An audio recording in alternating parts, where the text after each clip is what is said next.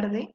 Mi nombre es María Bonilla y quiero darles la bienvenida a la conferencia del día de hoy, que tiene por nombre Pasos para elaborar un proyecto de tesis.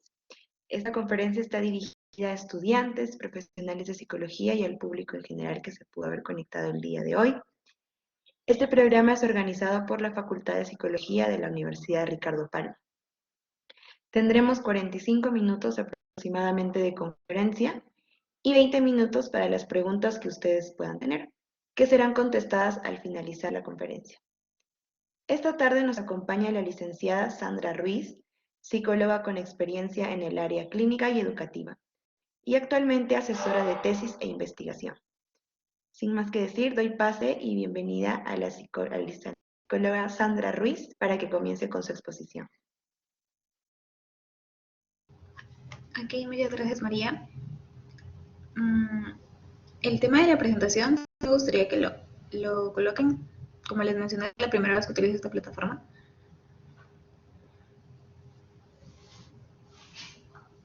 Ahí está, excelente. Bueno, buenas tardes, chicos. Espero que todos por allí puedan encontrarse bastante atentos.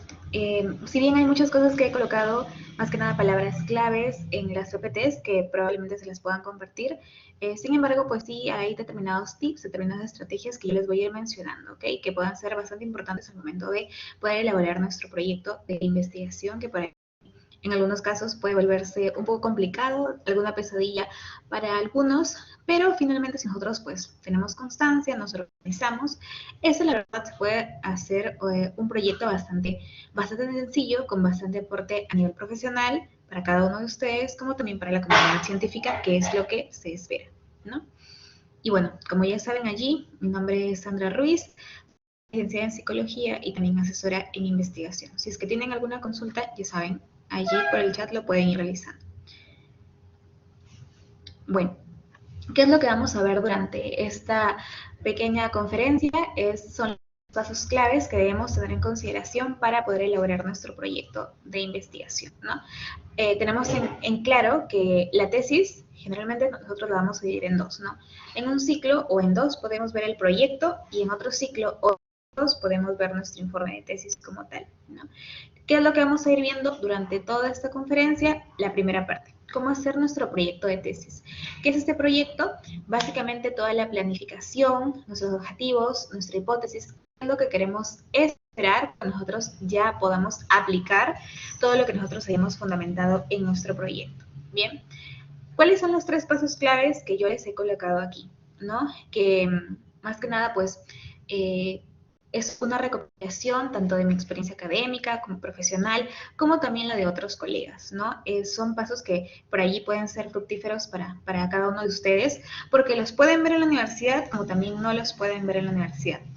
Estos pasos que yo les menciono, que les voy a ir describiendo y detallando durante esta conferencia, pues pueden verlos por sus asesores, se los pueden mencionar, como también pueden haber otros asesores o incluso de acuerdo con la universidad en la que nos encontremos, que siguen la estructura lineal, ¿no? ¿Cuál es esa estructura lineal? La que podemos ver a continuación.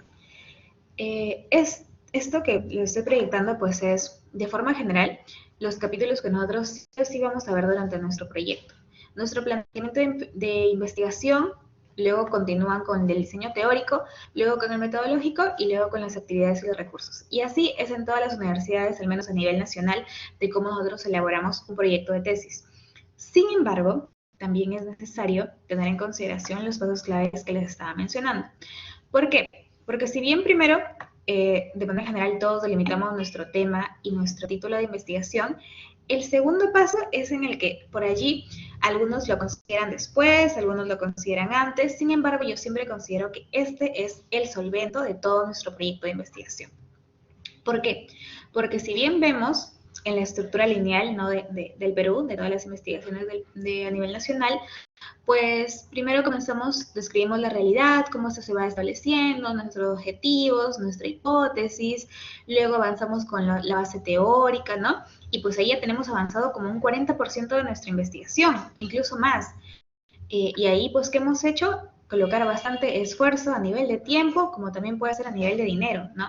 Sin embargo, si es que no tenemos antecedentes previos y no tenemos nuestro instrumento que cuente con propiedades psicométricas adecuadas, se nos puede caer el proyecto, ¿no? Y ya podemos haber avanzado objetivos, ya hemos avanzado en nuestra situación problemática, nos hemos tomado el tiempo de ir a la comunidad, de ir al colegio, de ir a ese hospital para saber qué es lo que está sucediendo. También hemos buscado bases teóricas, nos hemos amanecido buscando los conceptos, los modelos teóricos, pero luego cuando pasamos al tercer paso, de acuerdo con lo que nos pueden establecer las universidades, nos damos cuenta que o no hay instrumento, o hay un instrumento que no cumple con la validez y con la confiabilidad, por eso no va a ser aceptado por nuestro asesor, o también nos damos cuenta que no hay antecedentes, que por ahí nuestro tema es muy novedoso, está muy chévere a nivel de lo que nosotros podemos aportar, pero luego nos damos cuenta que nuestro diseño y nuestro tipo de investigación no va a ser el que nosotros teníamos pensado. ¿Por qué? Porque no hay un fundamento teórico y empírico previo, ¿no?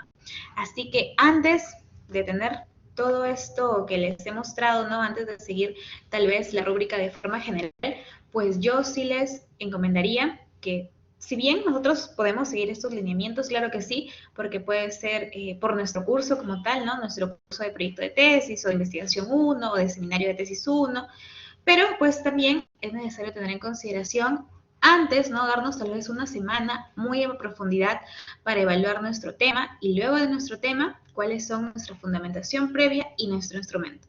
Esos dos pasos que son los que considero que van a generar la mayor solidez para nuestro proyecto, pues ya se los voy a ir detallando un poquito antes, ¿no? Pero quería que en este punto quede claro el por qué lo hacemos de esta forma, ¿no? ¿Por qué lo hacemos de esta manera? Tal vez para tener allí un colchoncito a nivel empírico, a nivel científico y a nivel de una fundamentación práctica que luego pues, nos pueda ayudar a que nuestro proyecto más adelante no se caiga o no se caiga por completo o también por ahí que no nos hagan muchas correcciones, ¿no? Porque nosotros llegamos con el proyecto todo listo para que nuestro asesor nos lo pueda, nuestro asesor de la universidad nos lo pueda revisar y luego terminamos con muchos borrones, muchos rayones y de lo que teníamos nuestro proyecto avanzado en un 50%, vemos que regresa a 5%, o vemos que regresa a 10%. Entonces, eso es lo que particularmente yo no deseo que le pase a ninguno de mis asesorados. Por eso es que siempre pues, busco darle esos puntos claves. Y el tercer paso, pues sí es el continuar con los lineamientos que nos brinda la universidad como tal, ¿no? Que también aquí les voy a brindar algunas estrategias, algunos tips bastante claves para que ustedes lo puedan hacer de forma óptima. Bien, me parece que aquí no hay manito arriba, como tal vez por ahí en el Zoom, pero si es que todo queda claro, eso espero, y si es que no, por ahí me van escribiendo sus consultas. Bueno, de todas formas, aquí les vuelvo a mostrar cuál es el proyecto de tesis, el índice del proyecto de tesis de manera general para cualquier universidad del Perú. Por ahí puede variar tal vez el orden un poquito, ¿no? En mi universidad las limitaciones van abajo, o en mi universidad la hipótesis va en planteamiento de problema. Eso puede variar tal vez de acuerdo a universidad, ¿no? O incluso de acuerdo a escuela profesional. Pero de manera general, pues todos estos son los pasos que nosotros vamos a tener. Ahora vamos con el paso número 1 y que es uno de los más relevantes. Y que por eso es que tal vez cuando nosotros llevamos el curso en ciclo regular, vemos que los profesores nos podemos demorar 1, 2 o hasta 3 semanas para que ustedes, como alumnos, como investigadores, puedan delimitar cuál va a ser su tema de investigación y cuál va a ser su título de su proyecto de tesis como tal, ¿no? El tema pues es más amplio, ¿no? El tema es, por ejemplo, yo quiero, soy del área clínica, es todo mi campo de investigación y mi tema en específico pues quiero que sea trastornos mentales, ¿no? Ese es mi tema como tal, bastante amplio, pero que ya lo vamos reduciendo poco a poco. Mientras que nuestro título, ese sí es bien detallado. ¿Qué es lo que debe contener sí o sí nuestro título? Nuestra variable o nuestras variables, nuestra población de estudio, nuestro contexto, por ejemplo, contexto COVID, podría ser un contexto en específico, y además pues también el lugar y tiempo. Lima 2022, Chiclayo 2021, ¿no? Esos son los 4 aspectos claves que tiene que tener nuestro título como tal para poder plantearlo y pues que esto sea comprensible a toda la comunidad, ¿no? ¿Cómo es que nosotros vamos a plantear y cómo es que nosotros vamos a saber cuál va a ser nuestro título como tal? Como ya les mencionaba, generalmente esto nos toma un poquito de tiempo. ¿Por qué? Porque podemos tener muchas ideas, podemos tener muchos temas de interés, ¿no? Que pueden ser bastante amplios y que por allí nos puede costar saber cuál me interesa más, por ahí saber cuál es el que va a mantener mi motivación a lo largo de todo el ciclo. Entonces, es bastante importante que nosotros podamos delimitar de forma adecuada nuestro tema, no solamente por el lado del interés, sino también por un lado de saber de manera objetiva si es que este tema es accesible en mi caso en específico y en este momento en específico para mí. Así que yo les planteo por ahí una serie de preguntas que siempre les realizo a cualquiera de mis asesorados antes de poder empezar, ¿no? El primero es, ¿en qué área de la psicología tú tienes interés? Por allí yo puedo querer hacer una investigación en el área forense, ¿no? Porque tal vez por allí me atrae, es interesante, pero la que me genera más interés en este momento puede ser el área educativa, así que por allí vamos discriminando, ¿no? Estoy entre educativa y entre forense, entonces tal vez organizacional, social, clínica, las vamos dejando de lado, ¿no? Tenemos dos áreas de interés en específico.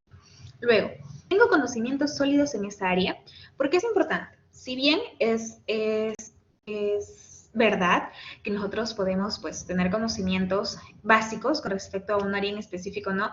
Tal vez yo tengo conocimientos básicos con respecto a la psicología forense, pero tengo conocimientos un poquito más sólidos en psicología clínica, por mi experiencia, por las prácticas que he realizado, porque también a lo largo de la carrera es lo que más me ha interesado y en lo que más he buscado desarrollarme, ¿no?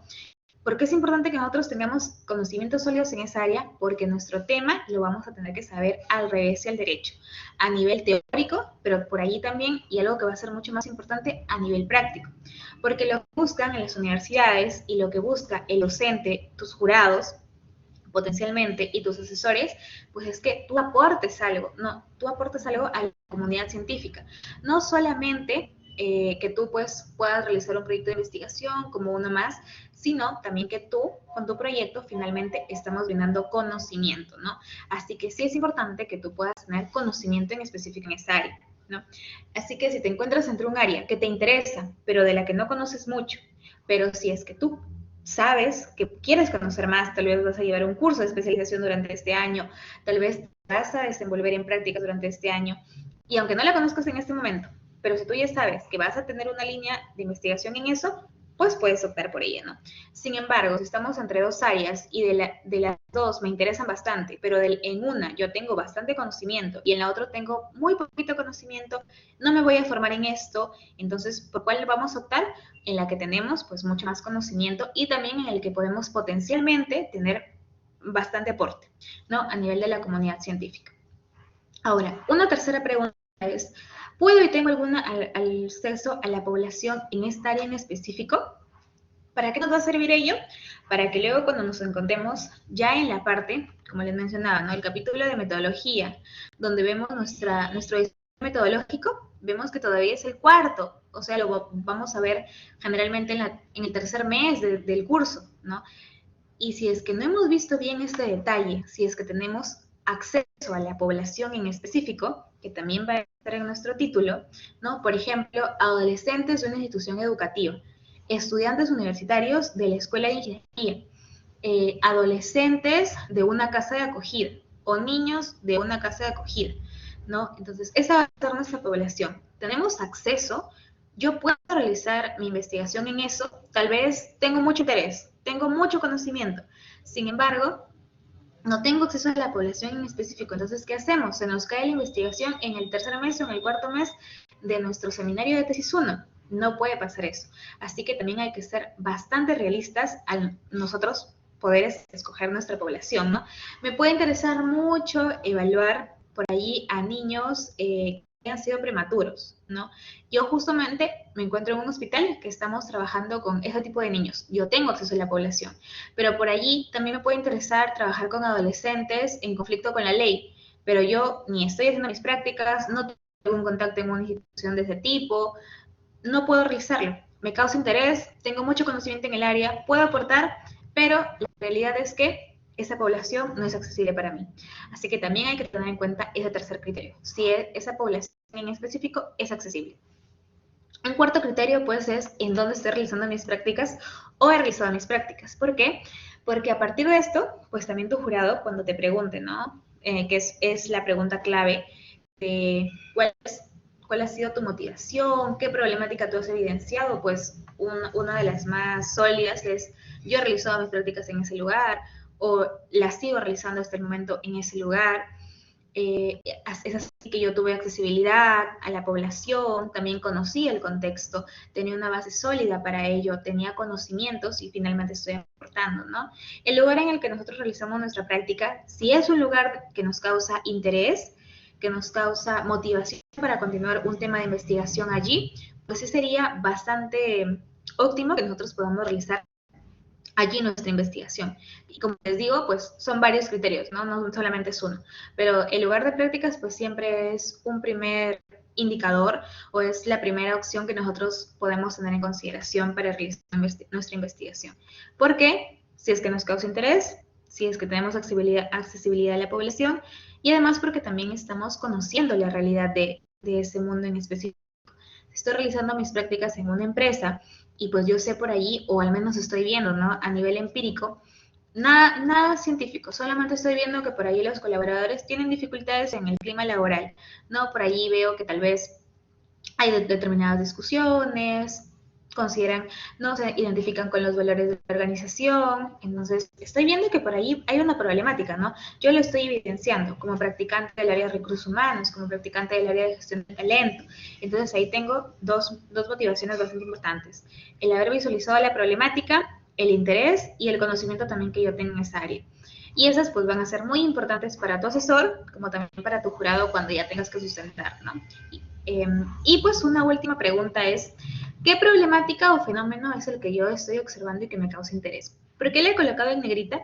Porque esta es una pregunta clave, ¿no? Que te la van a poder realizar cuando tú sustentes tu proyecto de investigación o también cuando ya tú sustentes tu tesis como tal, ¿no? Y ya cuando quieras optar por la licenciatura o por el licenciamiento en psicología. Entonces, esta sí, anótala, tenla por ahí, o ya tenla pensada, o si ya la tenías pensada, pues genial.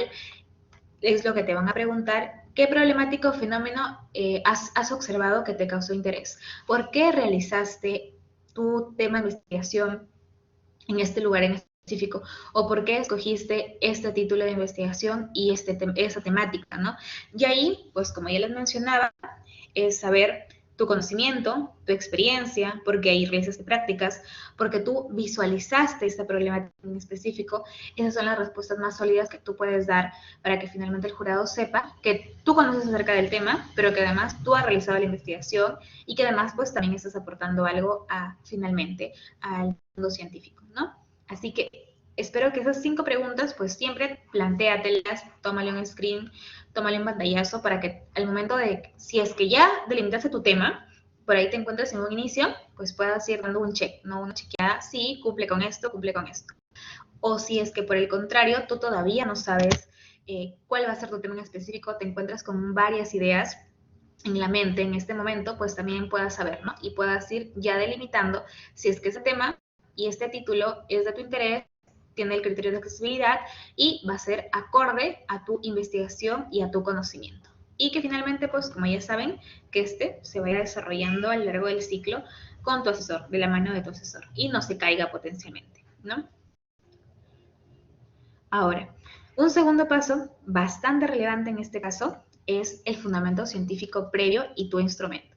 Que como yo ya les mencionaba, pues si bien podemos tener una estructura en la universidad en la que podamos estar, sin embargo, el fundamento científico previo y el instrumento son muy importantes, ¿no? Y es algo que yo les recomiendo que tal vez si ustedes se encuentran pasando su tercera semana de su curso y les piden que vayan viendo su situación problemática, obviamente vayan viéndola, pero también no se olviden de ver este punto que es bastante importante y que es de evitar muchos dolores de cabeza, como también que su proyecto pues pueda irse desvaneciendo poco a poco, ¿no?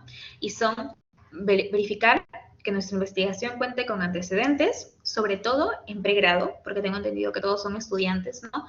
Por ahí hacer una investigación que no cuente con muchos antecedentes a nivel de pregrado puede ser más tediosa y por ahí nos puede generar ciertas dificultades. Y también estar viendo esta parte de la metodología que es muy importante, que tal vez, de acuerdo a nuestros docentes, lo podamos ver en el tercer mes o en la octava semana, pero el saber cuál instrumento vamos a utilizar es sumamente fundamental, porque a partir de este instrumento desplegamos muchas cosas, muy importantes. Saber que tenemos un instrumento que evalúa nuestra población, que tiene validez, que tiene confiabilidad, para que finalmente cuando lleguemos al tercer mes nuestro asesor nos diga, uy, pero no tienes instrumento, o tienes instrumento, pero ese instrumento no ha sido adaptado al contexto peruano, no lo deseo. Entonces, sí, y tú le puedes mencionar, no, pero ya no hay otro instrumento.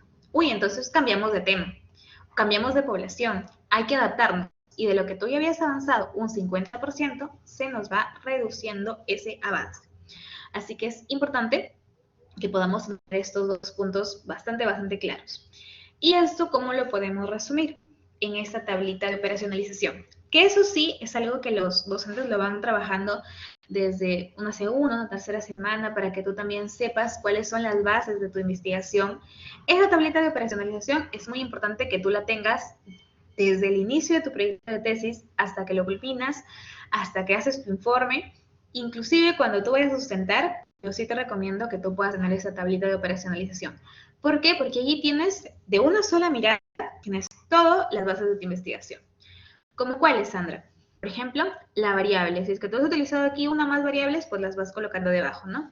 Por ejemplo, en este caso la variable fue ansiedad, ¿no? La variable independiente, la variable 1, ansiedad. ¿Cuál es nuestra pregunta de investigación? Que nos la van pidiendo generalmente durante las primeras semanas, ¿no? Aquí esta investigación fue correlacional, entonces la pregunta era, ¿existe relación entre ansiedad y procrastinación? O también puede ser, ¿cuál es la relación entre ansiedad y procrastinación? O ¿cuál es el tipo de relación? O tal vez por ahí si nuestra investigación era comparativa, ¿existe diferencia entre la ansiedad tal vez en varones y mujeres? O si es que era netamente descriptiva, ¿cuál es el nivel de ansiedad en estudiantes universitarios, ¿no? Luego aquí también tenemos nuestro objetivo general, nuestros objetivos específicos, nuestra hipótesis, nuestro enfoque y diseño de investigación, que esto generalmente lo ven ya durante las últimas semanas, la definición conceptual en la que nosotros tenemos al autor como tal, la definición operacional, y esta definición operacional, ¿de dónde sale? De nuestro instrumento, ¿no? Porque se define como la suma de todos los ítems de la escala tal o del cuestionario tal. Por eso es que nuestro instrumento es tan valioso, porque sin este instrumento pues no sabemos qué dimensiones estamos midiendo, no sabemos qué ítems tiene, no sabemos cómo se evalúan, si en escala ordinal, en escala nominal. Por eso es que el instrumento, como verán, la mitad de la parte de la operacionalización está muy fundamentada en el instrumento. Por eso es que este es tan relevante, ¿no? Y pues, además de esta tabla de operacionalización, que como les digo, este es un formato general para cualquier universidad. Por ahí, de acuerdo a la universidad, pueden quitarle uno, pueden añadirle uno más, pero este es el general que nosotros podemos visualizar a lo largo de nuestro proyecto de tesis. Y ahora, ¿cómo es, Sandra? Es que nosotros vamos avanzando los antecedentes del instrumento a la par, sin que nos pueda ocupar mucho tiempo, también sin que no vaya en contra de lo que nos están solicitando en la universidad como tal, lo que nos está solicitando nuestro asesor que vayamos avanzando. Bueno, siempre es importante verificar los antecedentes. ¿Cómo los vamos a seleccionar? Siempre hay que seleccionar los antecedentes que sean investigaciones más relevantes para nosotros y que finalmente vayan a aportar a nuestra investigación. ¿Cómo lo sabemos? ¿Cómo sabemos que este antecedente va a ser óptimo para nuestra investigación? Pues uno, que evalúe las variables que tú quieres evaluar. Un punto también importante es que algunas universidades nos pueden, o incluso algunos asesores nos pueden mencionar, ¿no? Yo deseo que tu investigación sea como mínimo de 2 variables, correlacional. O también algunos pueden decir, yo quiero que sea una variable, pero quiero que sea comparativa, ¿no? Por ejemplo, evaluar la depresión según sexo. Si es diferente en la depresión en varones o si es diferente en la depresión en mujeres, ¿no? Entonces, tiene que tener definitivamente nuestro antecedente, nuestras variables. Porque, por ejemplo, si nosotros queremos evaluar ansiedad y depresión, no podemos colocar un antecedente que mida ansiedad y tristeza, o ansiedad y habilidades sociales, o ansiedad y distimia. Tal vez son similares, la distimia, la tristeza, la depresión pueden tener una base teórica similar, sin embargo, no es la misma variable como tal, ¿no? O por allí, si nosotros queremos evaluar clima organizacional y cultura organizacional, no podemos mezclar clima por allí con alguna otra variable del contexto empresarial, no la podemos mezclar definitivamente. Otro punto clave, otro criterio importante tener en consideración cuando nosotros vamos a seleccionar nuestros antecedentes es la población. Por ejemplo, si yo estoy realizando una investigación en niños de primeros y segunda infancia, no puedo colocar un antecedente, aunque sea la misma variable, con adultos mayores o con adultos o con adolescentes en otro contexto diferente, ¿no? Porque es pues bastante esperado que los resultados entre investigaciones sean diferentes, ¿no? Y ahí va a estar la discrepancia entre estos. Un tercer criterio, pues, es el instrumento que hayan aplicado, ¿no? Este, pues, es importante, pero no es excluyente como los anteriores. Si yo no encuentro un antecedente que evalúe mis variables y que no evalúe mi población, pues lo voy eliminando, ¿no? Pero si yo encuentro un instrumento que igual evalúa ansiedad, pero en vez de evaluar ansiedad con un instrumento, el que yo he escogido, lo estoy evaluando con otro, entonces, pues no hay problema, ¿no? Lo puedo seguir dejando. Pero sí sería importante que nosotros podamos, en su mayoría, colocar antecedentes que vayan evaluando con nuestro instrumento. ¿Por qué? Porque también de acuerdo con instrumentos vamos obteniendo diferentes resultados. Por ahí uno nos puede arrojar por niveles la ansiedad y otro nos evalúa la ansiedad como sí y como no. ¿Tiene o no tiene? ¿No? Entonces son resultados diferentes. Así que al menos que nos vayan arrojando resultados similares, ¿no? Con respecto a los niveles o tal vez si es que hay o no hay la variable como tal. Otro punto también bastante importante aquí es, pues, en el tema de los antecedentes, es ir viendo cuáles han sido los instrumentos que más han recolectado las investigaciones. Por ahí yo he encontrado 5 antecedentes que fueron 2 tesis de maestría y 3 artículos que evaluaban la ansiedad con el instrumento de ansiedad de Beck, ¿no? Y por ahí 3 antecedentes eran nacionales, o sea, eso me da luz de algo, ¿no? Eso me da una orientación que por allí ese instrumento puede ser óptimo para que yo también lo pueda utilizar, porque probablemente todos ellos describen que es un instrumento que tiene un sustento teórico bastante fuerte, que además tiene propiedades psicométricas que son buenas, justo también evalúa mi población, entonces por ahí también yo voy delimitando mi antecedente y mi instrumento, ¿no? Así que vamos viendo que los antecedentes y instrumentos pues sí están más o menos ligados y no nos van a tomar tanto tiempo como tal vez nosotros tenemos planeado, ¿no? Y un último criterio para poder seleccionar los antecedentes son cuál es el objetivo. Por ejemplo, yo estoy buscando hacer mi investigación en procrastinación y en ansiedad, ¿no? Y mi investigación tiene como objetivo establecer la relación entre ambas, es decir, es un tipo correlacional. Pero yo justamente he encontrado un antecedente que también evalúa procrastinación y evalúa ansiedad, pero no las evalúa como una correlación, las está evaluando a nivel descriptivo. Solamente quiere saber cuál es el nivel de ansiedad y cuál es el nivel de procrastinación. O sea, no busca la relación como el mío. Tiene mis dos variables, tiene la misma población, incluso puede tener el mismo instrumento, pero ¿me va a aportar algo? Me va a aportar algo si es que mi tipo de investigación es correlacional, pero no me da sus resultados. Entonces, los antecedentes, el objetivo primordial de ellos es también discutirlos en el otro ciclo y en el informe de tesis. Entonces, ¿realmente me va a aportar algo esta investigación? Pues allí habría que revisarlo, ¿no? Si mis objetivos son solo correlacionales y los de ese estudio, de ese antecedente, son solamente descriptivos, entonces, ¿me estará aportando algo o no me estará aportando algo para mi potencial discusión? Si no es así, pues preferible omitirlo, ¿no? Pero si me aporta algo, porque tal vez por allí mis objetivos específicos sí son descriptivos, entonces allí sí lo puedo dejar, ¿no? Pero va a depender pues mucho de estos criterios que nosotros podamos tener. Ahora, un tercer o un quinto, en este caso un quinto criterio, pero que también esto va a variar mucho de acuerdo al asesor como a las universidades, es la actualidad de los antecedentes. Hay universidades que solamente contemplan los 5 últimos años, es decir, del 2017 para arriba, como hay otras universidades que pueden tener en consideración los últimos 10 años, ¿no? ¿Por qué?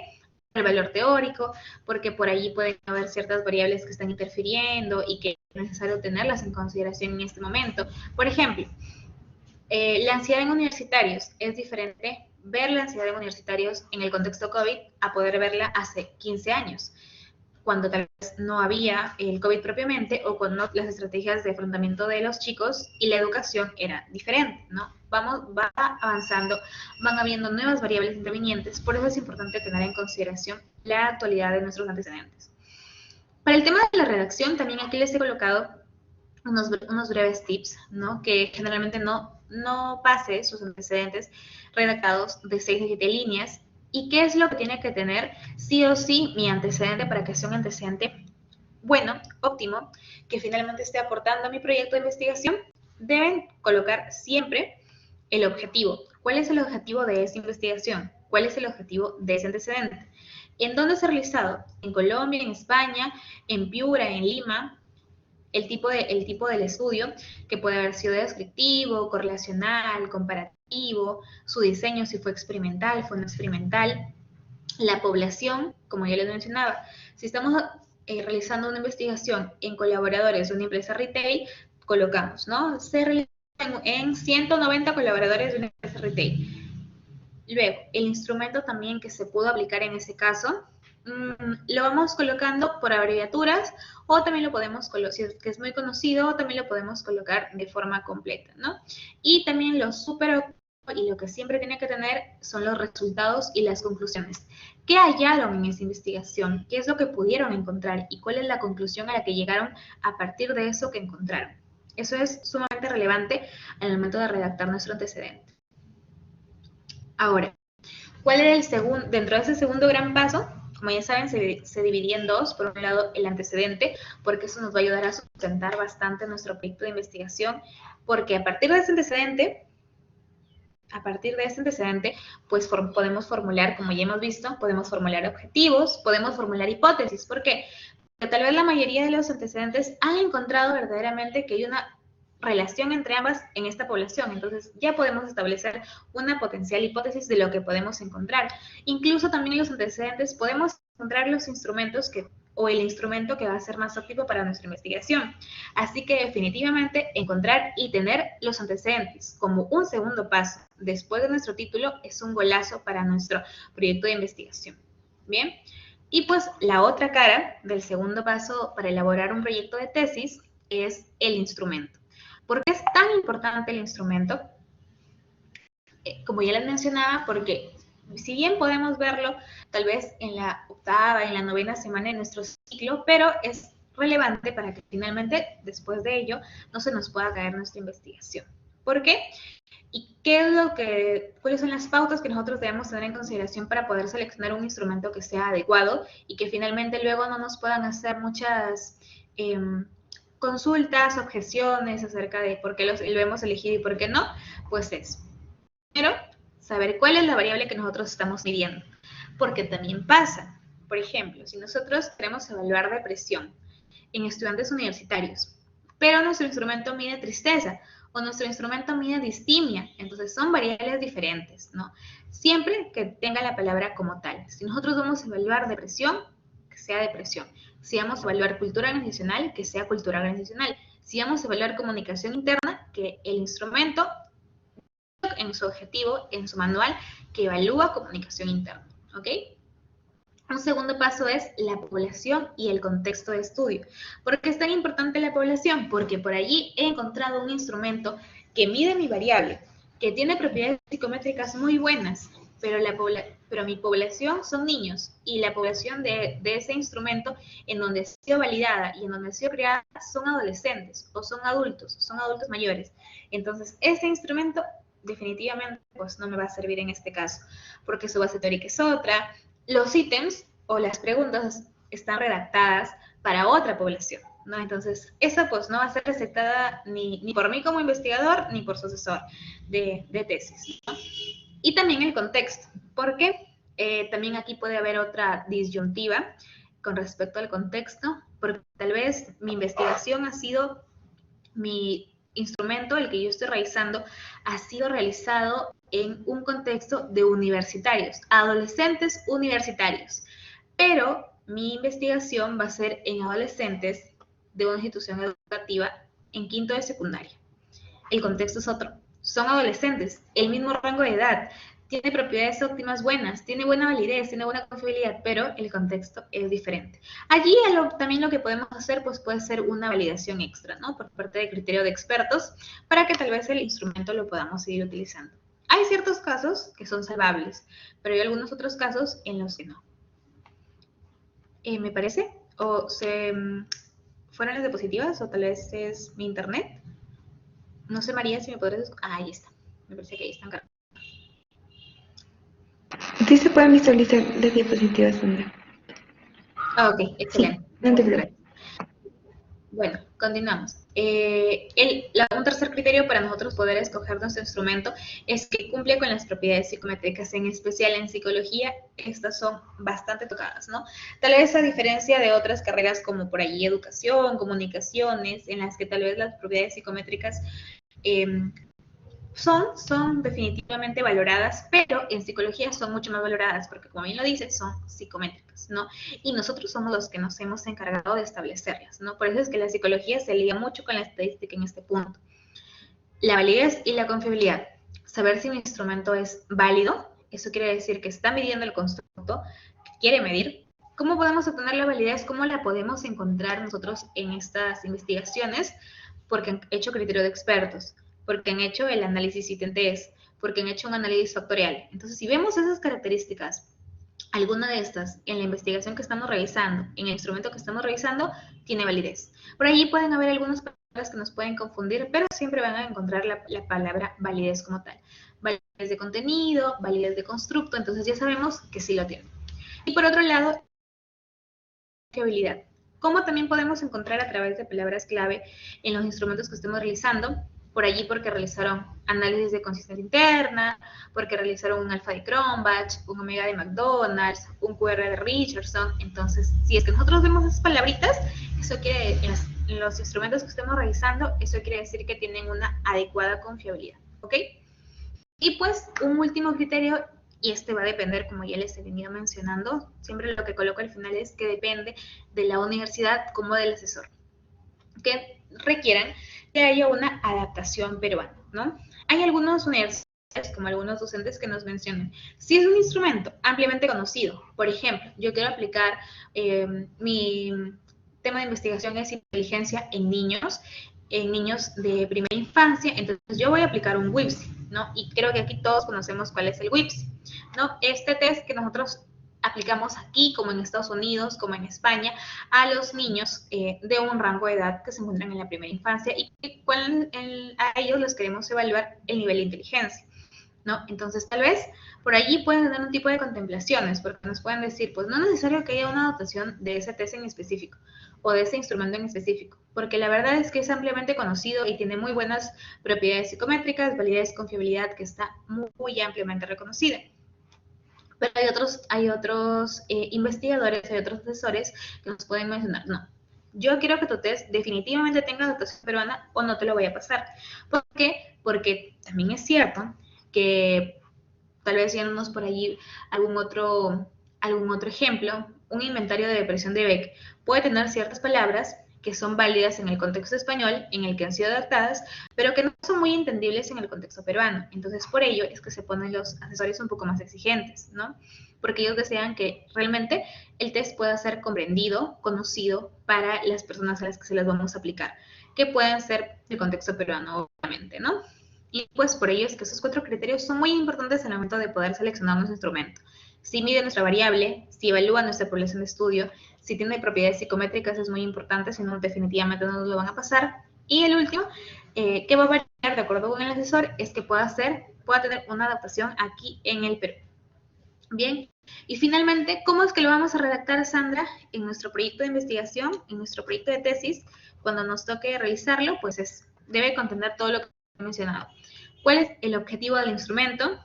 ¿En qué población fue adaptado? ¿En qué población fue creado? Si cuenta con validez, con confiabilidad.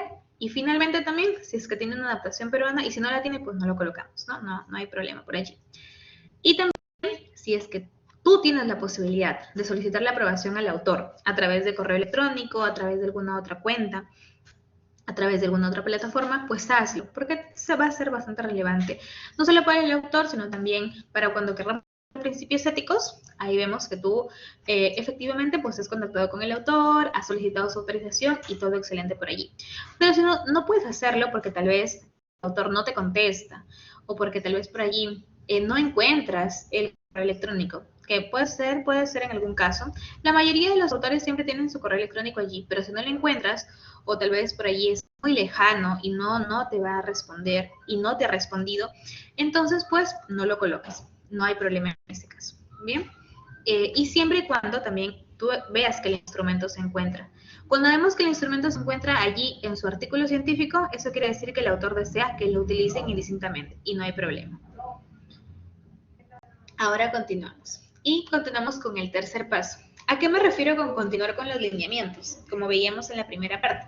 Continuar con los lineamientos quiere decir que nosotros vamos a ir a la mano con la estructura de nuestra universidad y de nuestro asesor de tesis, que también nos brinda la universidad. Y pues generalmente nosotros empezamos por, como ya les había mencionado, por situación problemática. ¿Qué es lo que vamos a colocar en la situación problemática?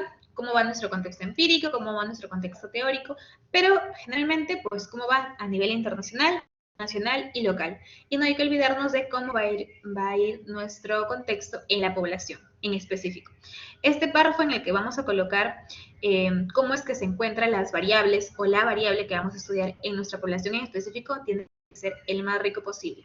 Traten siempre de hablar para la parte de situación problemática con el coordinador, con alguien que se encuentre en el contexto como tal. Por ejemplo, si nosotros queremos evaluar una variable en un contexto educativo, podemos hablar con el encargado de TOE, podemos hablar con el coordinador, podemos hablar con un docente, con el psicólogo educativo, con el director de la institución. Si nosotros queremos evaluar comunicación interna en una organización, podemos hablar con la persona encargada de recursos humanos, gestión del talento, con otro practicante como tal, con alguien que se encargue de comunicación interna como tal, con un coordinador en específico, o también con los colaboradores por allí, con alguno que sepa la realidad de varios, ¿no? Y esto va a ser muy importante para redactarla, como también para luego sustentar por qué nosotros decidimos hacer nuestra investigación en esa población en específico.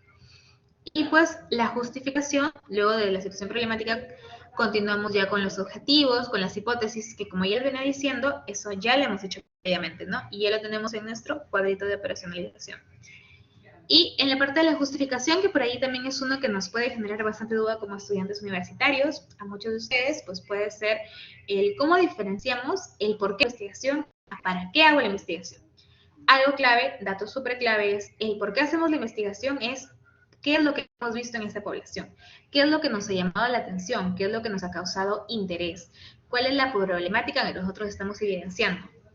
Por ahí yo puedo estar viendo que los colaboradores de mi empresa no se identifican con los valores, tienen muchas discusiones entre ellos, hay muchas deficiencias en cuanto a cómo se comunican los directivos con los colaboradores. Entonces, eso que yo estoy evidenciando, eso que además yo evidencio y que también me comentan los coordinadores, que me comentan los colaboradores, es el por qué. Es qué es lo que está sucediendo y qué es lo que me causa interés en esa población en específico. Y por otro lado está el para qué. ¿Para qué hago la investigación? Porque quiero conocer la variable como tal de forma objetiva.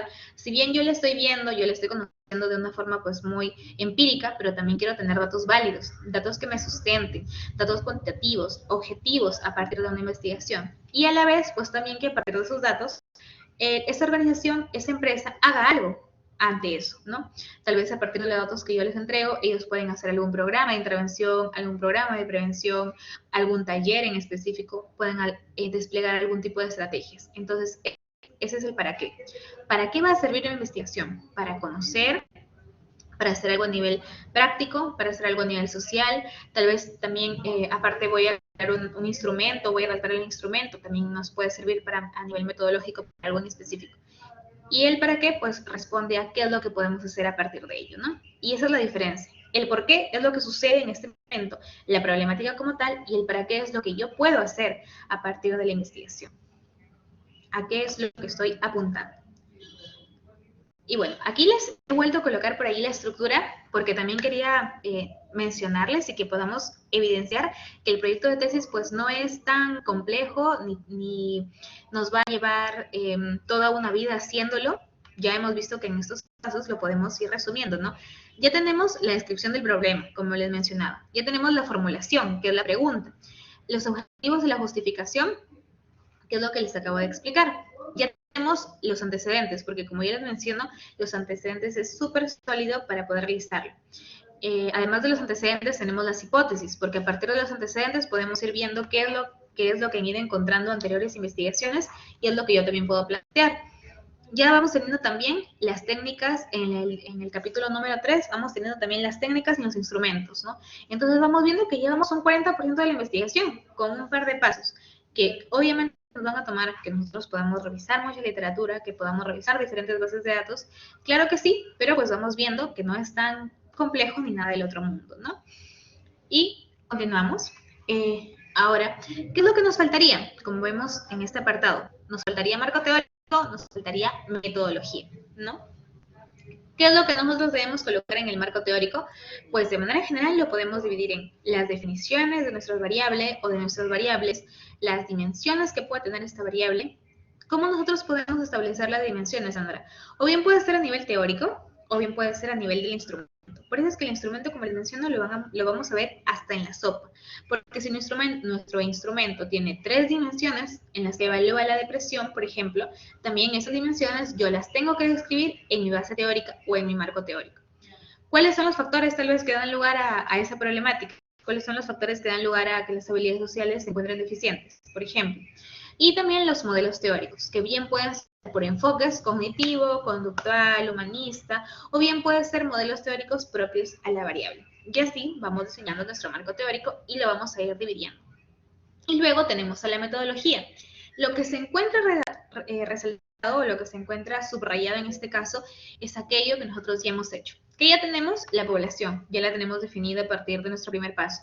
Y en nuestro segundo paso ya hemos definido cuál es la técnica y el instrumento. Entonces van 2 checks. ¿Qué es lo que nos faltaría? Nuestro diseño y nuestro tipo de investigación. Este diseño y tipo de investigación, de cierta forma ya lo tenemos. ¿Por qué? Porque en nuestra operacionalización y en nuestros objetivos, pues ya sabemos si es que nosotros queremos hacer una relación, queremos describir únicamente, queremos comparar. Generalmente el diseño en psicología y en pregrado es no experimental. ¿Por qué? Porque no nos va a dar mucho tiempo para nosotros poder hacer una investigación un poco tal vez más amplia. Pero el tipo de investigación sí varía, ¿no? Puede ser descriptivo, puede ser comparativo, puede ser correlacional, pues eso va a variar de acuerdo a lo que nosotros hemos podido establecer en un inicio. Luego, ¿qué nos faltaría además de ello? Pues el procedimiento, es decir, explicar cada etapa que nosotros planteamos realizar. De manera general, toda la metodología se redacta en futuro. ¿Por qué? Porque como ya les mencionaba, el proyecto es la planificación. Todo lo que nosotros queremos hacer en la etapa de ejecución propiamente, ¿no? Entonces, en el procedimiento explicamos desde cómo nos queremos contactar con la institución en la que queremos realizar nuestra investigación, hasta cada uno de los pasos de cómo lo vamos a hacer, cómo nos vamos a contactar con el colaborador, cómo le vamos a entregar el test, cómo es que nosotros le vamos a entregar el consentimiento informado y allí queda el procedimiento como tal. Explicar nada más. Los aspectos éticos que aquí pueden variar, pueden ser según la APA, pueden ser según el Código de Ética del Psicólogo Peruano. Cada uno de nosotros podemos, pues, elegir cuál de ellos en cuál de ellos nos vamos a regir, cuál de ellos vamos a respetar. Y por último, pues, el procesamiento de datos y las pruebas, que cuenta con pruebas y programas estadísticos. Aquí en esta parte del procesamiento de datos, pues va a ser muy importante que nosotros podamos revisar un poco más acerca de estadística, podemos saber, también va a variar que nosotros tenemos solamente una investigación descriptiva, pues lo más probable es que solamente utilicemos Excel con las tablas y las figuras y la distribución de frecuencia, pero por ahí si hacemos una investigación que sea comparativa, que sea correlacional, ahí sí va a requerir de pruebas estadísticas, de la normalidad de los datos, ver cuál va a ser la prueba que vamos a establecer para la correlación o para la comparación. Y pues eso sí demanda un poquito más de tiempo, ¿no? Y esto no hay problema que nosotros ya lo veamos en el tercer mes o que lo veamos en la octava y en la novena semana del ciclo. Nos podemos tomar tal vez 1 o 2 semanas para ver bien esto con calma, ¿no? Y también entender. Es que tal vez la estadística no ha sido nuestra mejor compañía a lo largo de nuestra carrera universitaria, pues que nos tomemos un par de semanas para poder entender bien cuál va a ser la prueba que vamos a utilizar y el programa estadístico que vamos a utilizar, pues definitivamente va a ser muy fructífero en este paso en específico. Y así es como hemos visto, ya tenemos el planteamiento del problema, los objetivos, la justificación, ya tenemos los antecedentes desde un inicio, ya tenemos la base teórica, las definiciones, ya tenemos en el tercer capítulo del diseño, como ya les mencionaba, tenemos desde un inicio la parte de los instrumentos y de las técnicas, y luego, pues ya en las otras semanas vamos viendo lo que les he mencionado recién. El tipo, el método, el procesamiento de datos, los procedimientos y los aspectos teóricos. Y así es como nosotros finalmente tenemos, a partir de estos 3 pasos clave, nuestro proyecto de investigación. ¿Cuáles son las recomendaciones generales que también les quería manifestar en este momento? Pues que definitivamente al momento de poder escoger y de poder delimitar nuestro proyecto de tesis sea un tema de nuestro interés. ¿Por qué? Porque le vamos a ver como mínimo a lo largo de 8 o 9 meses, ¿no? Así que debe ser un tema en el que tú quieras formarte, en el que tú quieras empaparte. Eso va a ser muy importante. También en un área en el que te atraiga. Me puede atraer, pero que me atraiga en realidad y en la que yo también quiera seguir una línea de investigación y tal vez incluso una línea de carrera, porque tal vez me puede atraer varias áreas, pero hay una en la que generalmente tengo más interés, más orientación, mayor conocimiento, ¿no? Y que sobre esa área voy a estar evaluando a lo largo de casi un año un tema específico y voy a estar allí constantemente revisando artículos, revisando bibliografía, sabiendo un poquito más acerca de este punto. Así que si es un área que te trae, en la que tienes conocimiento y en la que además te quieres desempeñar profesionalmente, va a ser mucho mejor. Una tercera recomendación es que organices tu semana siempre para dedicar al menos unas horas a tu proyecto de investigación. Porque aunque nosotros consideremos que por allí el proyecto de investigación puede ser muy complicado, o tal vez para algunos lo podemos dejar en último momento, pues siempre van a haber nuevos artículos, siempre va a haber nueva información publicada, siempre van a haber detalles que nosotros tenemos que evaluar. Y no hay que tenerle miedo a la tesis, porque tal vez es algo que nosotros ya hemos venido escuchando de compañeros anteriores o en la familia, que el proyecto de tesis es bastante complejo, que es bastante complicado, pero delimitándole un buen tiempo a lo largo de la semana, al menos unas 3, 4 horas para tú poder revisar, recoger datos, poder leer, darle una lectura que sea fructífera, pues definitivamente vas a poder llevar tu proyecto de tesis tranquilamente. No hay ningún problema con ello, si es que sabemos organizarlo. Yo sé que generalmente cuando hacemos la tesis también hacemos prácticas, también por ahí podemos estar en internado, podemos estar trabajando en algo más, tenemos más cursos, pero es muy importante que podamos dedicarle al menos unas horas para la organización de información. Y finalmente es que consultes y termines de consultar con tu asesor o con los asesores que te pueda brindar tu universidad. Si tienes la oportunidad tal vez de entablar una relación bastante cordial con tu asesor, no lo dudes, continúa con ello. Es muy importante que tú le puedas plantear todas las preguntas que tú puedas tener en un momento determinado. Es sumamente importante. ¿Por qué? Porque nos puede dar los lineamientos, nos pueden dar las guías base, que finalmente pues van a, y también nos pueden dar algunas consultas o algunas preguntas que ya nos las pueden ir adelantando para para cuando nos toque sustentar. Así que es muy importante que esas dudas pues también se las vayas planteando a tu asesor.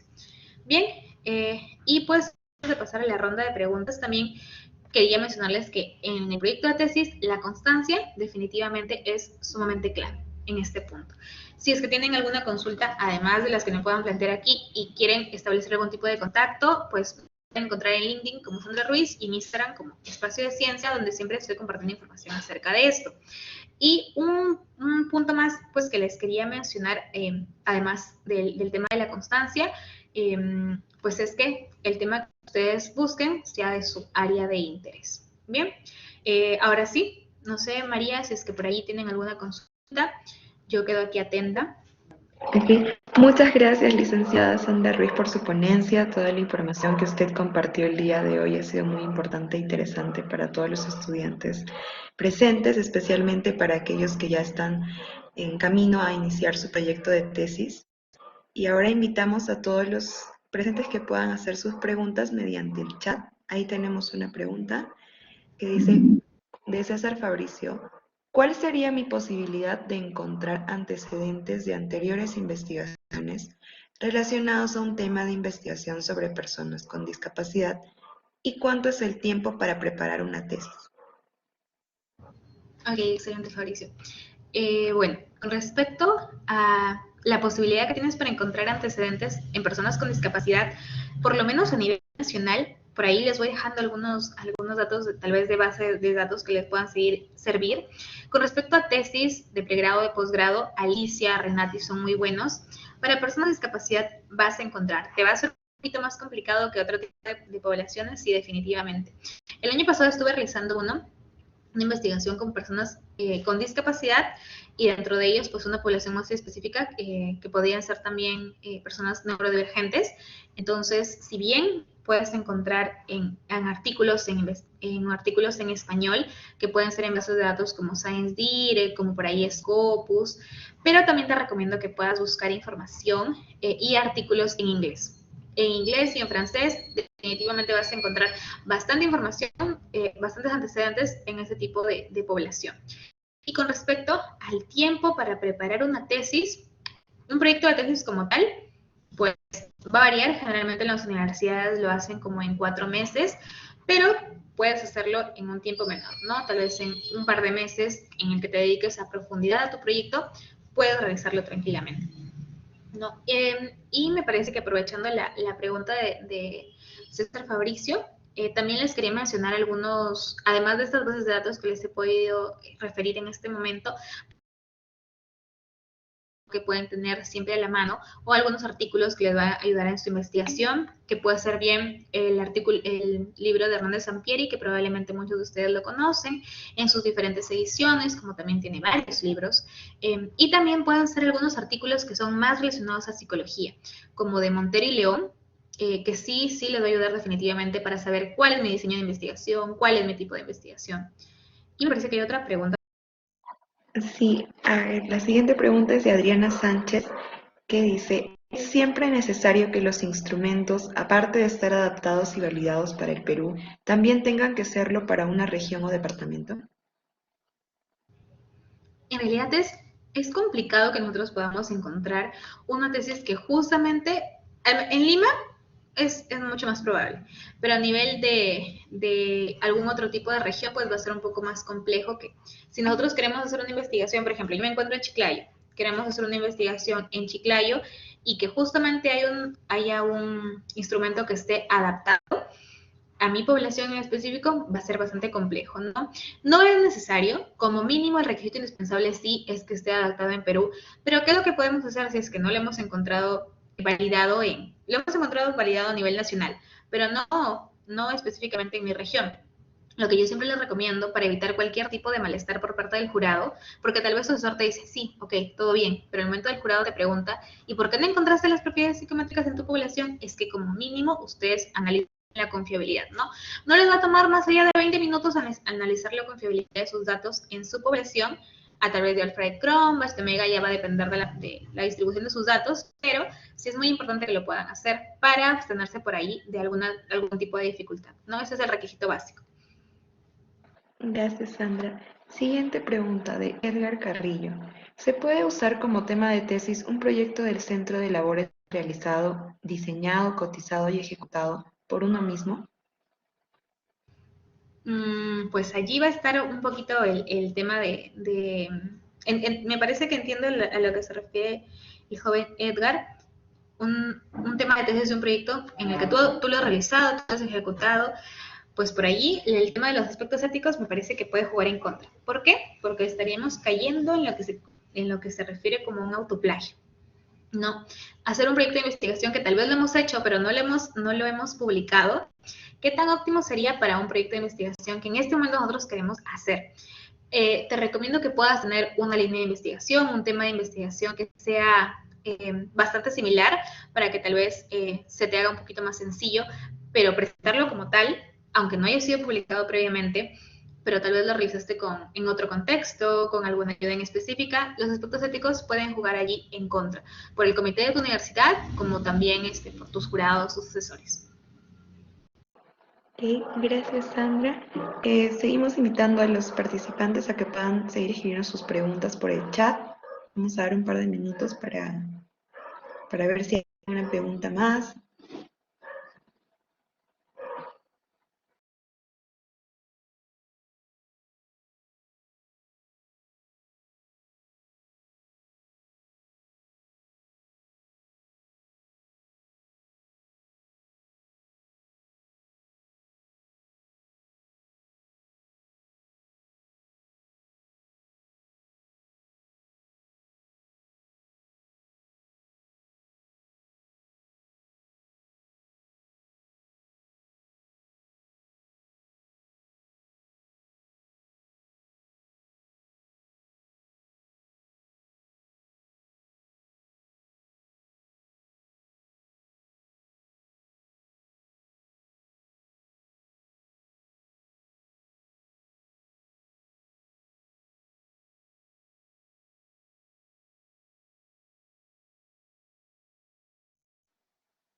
Bueno, parece que ya no hay más preguntas, Sandra.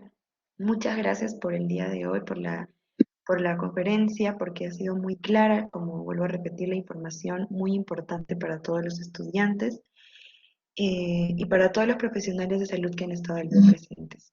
Asimismo, te agradecemos a todos los participantes por estar aquí en la conferencia y vamos a dar por concluida el día de hoy la ponencia. Invitamos a todos